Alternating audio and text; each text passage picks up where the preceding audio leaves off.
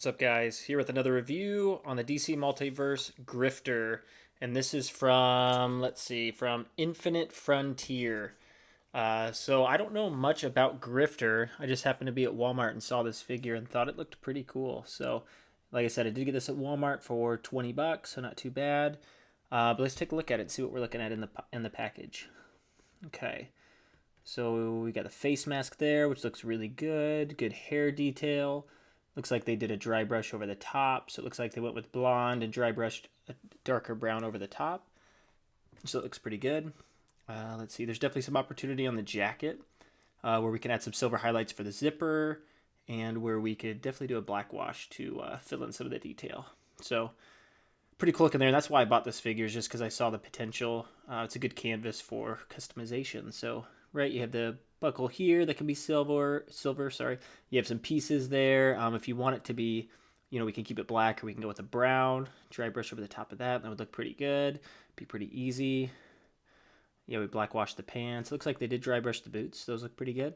But overall looking pretty sweet. And then it comes with this really cool like dagger, this knife, and this really cool sword. So looking pretty cool. It does have a card in the box.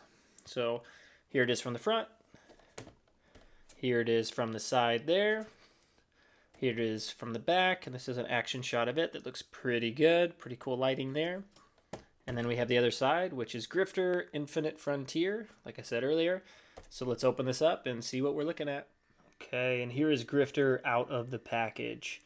And looking pretty good. So I think we called out most of the details in the package. But here is an overview here. Okay, here it is up close. See, we got some really good textures throughout. Look at that, really good textures on the leather jacket. Like I said, definitely some opportunities around black wash. Just to call out some of the details. You can see a little ear there, right? So it's got the cloth kind of going over. You can definitely tell it's an extra piece that kind of goes over the top, which is cool looking. You have, okay, some really good textures on the jeans, the pants, right? Look at that.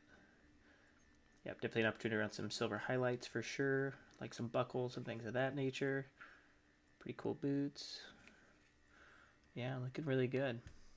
Okay, we also have a card here, Grifter Infinite Frontier. And then here is the data file on the back, so if you want to read it, you can pause it right now. Okay, perfect. Okay, so here is the articulation on Grifter. Okay, so what we got here, the head moves up about that far. Does move down a little bit, but can only move down so far because of the face mask there. You do have a little bit of a side to side, and you can rotate, but the mask gets a little bit in the way of kind of the rotation piece, but you still can rotate pretty good.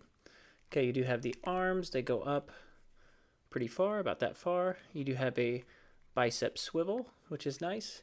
You do have double jointed elbows, so you can get in some good poses there. You do have wrist articulation. It does rotate, which is nice. Now you do have an ab crunch, so it crunches about that far, so not super far. It does crunch up a little bit, but the jacket kind of hinders going back too far.